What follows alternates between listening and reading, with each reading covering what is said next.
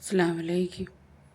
എൻ്റെ ഈ വീഡിയോ കാണുന്നവരെ ലൈക്കും ചെയ്യണം, സബ്സ്ക്രൈബ് ചെയ്യണം, എല്ലാം ചെയ്യും. ഞാൻ ആദ്യമായിട്ടാണ് ഒരുപാട് വീഡിയോകൾ ഇപ്പം ആദ്യമായിട്ടല്ല, കുറച്ച് നാളായി യൂട്യൂബിൽ വീഡിയോ ഇട്ട് തുടങ്ങിയിട്ട്. ആരും ലൈക്ക് അടിക്കുന്നില്ല. കാണുന്ന ഒരുപാട് പേര് കാണുകയൊക്കെ ചെയ്യുക എന്നെ, പക്ഷെ ലൈക്കും സബ്സ്ക്രൈബും ചെയ്യുന്നില്ല. എൻ്റെ അവസ്ഥ കാര്യം ഞാനിതുവരെ അങ്ങനെ ഒന്നിലോട്ട് വീഡിയോയ്ക്ക് ഇട്ടിട്ടില്ല. ഇത് ആദ്യമായിട്ടാണ്. എനിക്കറിയില്ല എന്ത് പറയണോ ഏത് പറയണമെന്ന്.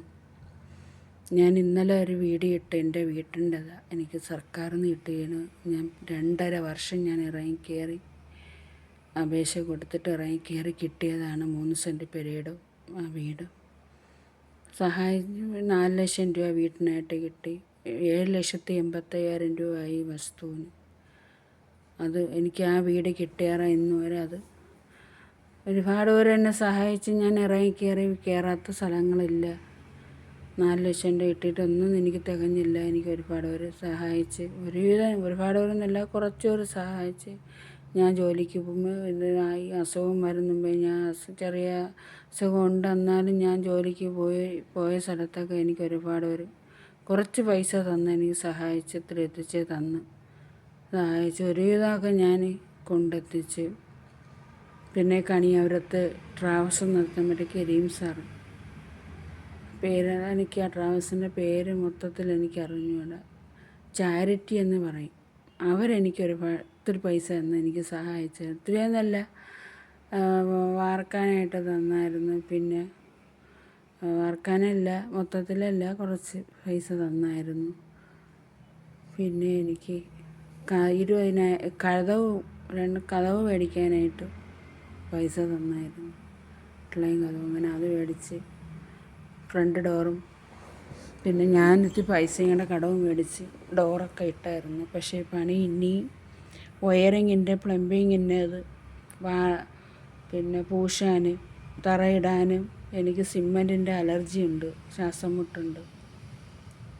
സിമൻറ്റിൻ്റെ മാത്രമല്ല, മെഡിസിൻ മൊത്തം അലർജിയാണ് എനിക്ക്.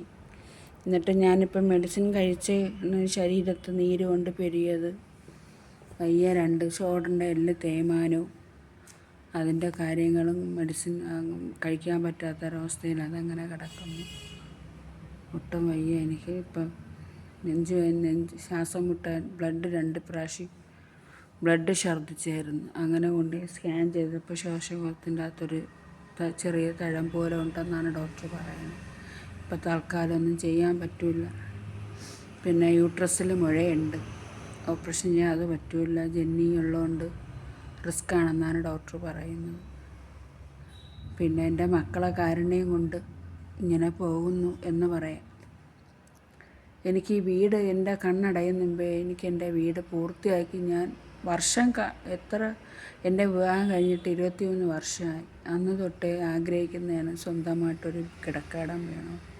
പിന്നെ ഭർത്താവിൻ്റെ കാര്യം, അത് പറഞ്ഞിട്ട് കാര്യമില്ല, ഉള്ളതും ഇല്ലാത്ത ഒപ്പം തന്നെ.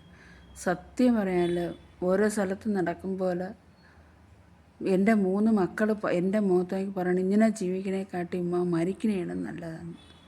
കാര്യം രാത്രി കുടിച്ചിട്ട് വന്ന് ഇനി പറയാനൊന്നുമില്ല. ഞാൻ എന്ത് തെറ്റ് ചെയ്യുന്നതെന്ന് എനിക്ക് എന്നെ അറിയാൻ വയ്യ. പിന്നെ ഇത് സ്ത്രീകളാവട്ടെ പുരുഷനാവട്ടെ കേൾക്കണവർക്ക് ചില ആണുങ്ങൾക്ക് പിടിക്കില്ല. കാര്യം ആണുങ്ങളെ പറ്റി പറയണത് പിടിക്കില്ല. ഒരമ്മയ്ക്കേ അറിയാവൂ, ഒരു സ്ത്രീക്കേ അറിയാവൂ അവരെ വേദന എന്ത് സ്വന്തമാണ് അവർ സഹിക്കണമെന്ന്. 10 മാസം നൊന്ത് പ്രസവിച്ച തള്ളമാരൊക്കെ അത് മനസ്സിലാക്കാൻ കഴിവുള്ളൂ. കാര്യം എൻ്റെ വേദന അത്രയ്ക്കാണ്. ഞാൻ 23 വർഷം ഞാൻ സഹിക്കുകയാണ് എൻ്റെ ഭർത്താവിന്. ഇപ്പം എൻ്റെ മനസ്സിൽ ഭർത്താവിൻ്റെ ഒരു സ്ഥാനം ഇല്ല എനിക്ക്. കാരണം അത്ര ഞാൻ വെറുത്തുപോയി. ഒരു ദിവസം ഇല്ല എന്നെ പള്ള വിളിക്കാത്തതും എന്നെ പറയാത്തതും എൻ്റെ മക്കളെ.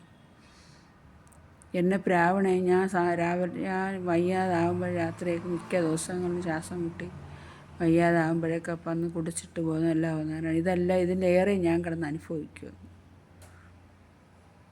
എൻ്റെ അടുത്ത് പറയുന്നതാണ്. എൻ്റെ സന്താനത്തിന് പറയണതിന് ഒരു കണക്കുമില്ല. അത്ര സഹിയിട്ട് പോയി ഞാൻ. എനിക്കിന്ന് വേണ്ട ആ ജീവിതം.